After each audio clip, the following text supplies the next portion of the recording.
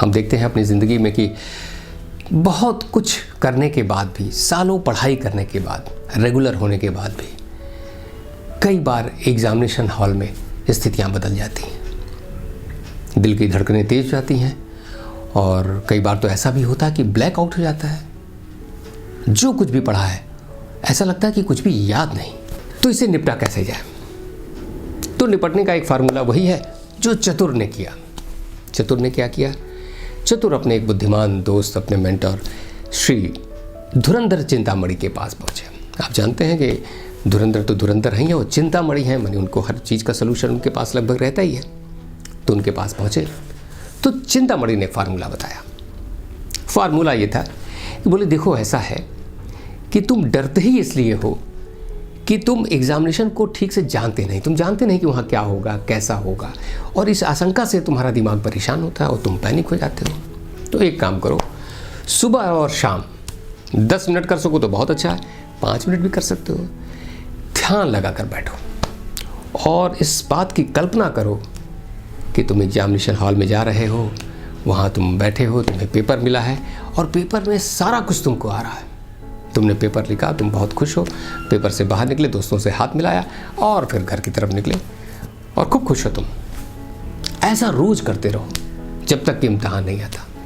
तो इससे होगा क्या? इससे होगा ये कि तुम्हारा दिमाग रोज इस बात का अभ्यास कर रहा होगा कि इम्तहान दे रहा हूँ मैं।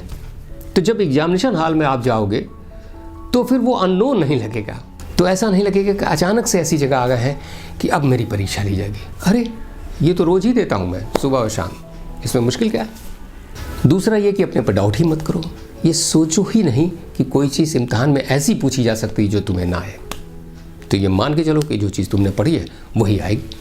आगे जो धुरंधर ने बताया वो ये कि जब एग्जामिनेशन हॉल में बैठ जाओ तो गहरी गहरी सांस लो। गहरी सांस लेने से क्या होता है?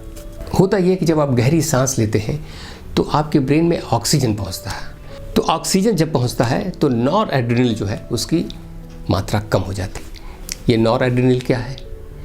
होता यह है कि जब हम घबराते हैं, जब हम परेशान होते हैं, जब हम तनाव में आ जाते हैं कि अरे कैसे करेंगे, क्या करेंगे एग्जामिनेशन हॉल में, तो नॉर एड्रेनल एक हार्मोन है जो रिलीज़ होता है और इसकी वजह से हम मुश्किल में पड़ जाते हैं, क्योंकि तब हमारा ब्रेन जो है हमें बचाने की कोशिश करने लगता है और वो हमें फ्लाइट और फाइट मोड पर लाता है कि या तो लड़ो या भागो।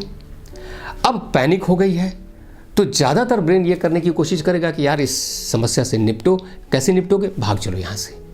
और जब वो भागने के मूड में होता है तभी ब्लैकआउट होता है। तो इसलिए जब आप लंबी लंबी सांस लेंगे तो क्या होगा? तो ऑक्सीजन ब्रेन में पहुँचेगा और नॉर एड्रेनल की मात्रा जो है वो कम होती चली जाएगी और आपको पैनिक अटैक नहीं आएगा, आपको ब्लैकआउट नहीं होगा। कोशिश ये भी करें कि थोड़ा हाइड्रेटेड रहें, पानी वानी खूब पी के जाएँ अच्छे से ठीक ठाक, जिससे जब हाइड्रेटेड रहेंगे तो और भी कई सारी समस्याएं जो हैं वो आपके साथ नहीं होंगी। उन्होंने ये भी सलाह दी कि आपको म्यूज़िक सुनना चाहिए। म्यूज़िक क्या करता है? म्यूज़िक सुनने से होता ये है कि हमारे ब्रेन में हार्मनी पैदा होती है। म्यूज़िक बिना हार्मनी के तो पैदा होगा नहीं, वरना तो शोर ही हो जाएगा। तो इस हार्मनी से ब्रेन के न्यूरॉन्स जो हैं वो ठीक तरह से एक्टिव होते हैं।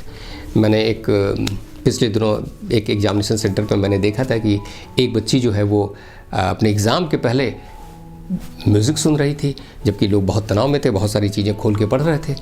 बड़ी अजीब सी बात थी कि तो मैंने पूछा कि ऐसा क्यों करते हो तुम भाई, म्यूज़िक क्यों सुनती हो? तो उसने कहा कि म्यूज़िक इसलिए सुनते हैं कि म्यूज़िक सुनने से ये होता है कि मेरा दिमाग शांत रहता है, वो पैनिक मोड में नहीं आता कि कोई चीज़ मुश्किल आने वाली है। और म्यूज़िक आप कब सुनेंगे? जब रिलैक्स होंगे, जब आराम में होंगे। तो दिमाग को एक इन्फॉर्मेशन मिल जाती है कि घबराने की जरूरत नहीं है, कोई मुश्किल काम नहीं होने वाला है। म्यूज़िक सुना जा रहा है, इसका मतलब अच्छी बात है।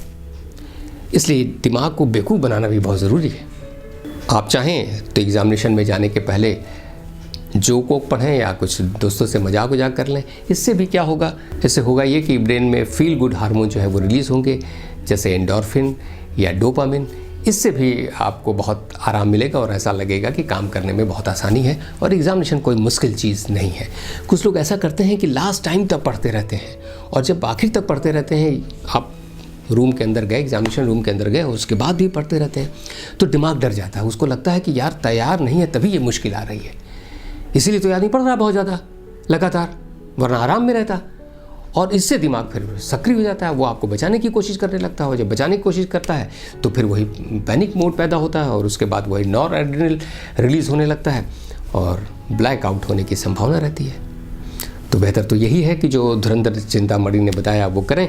आप रोज़ सुबह शाम ध्यान करके देखें कि भाई कैसे रोज़ मैं एग्जामिनेशन देता हूँ, और ये कोई नई बात नहीं है, दिमाग इस बात को मान लेगा।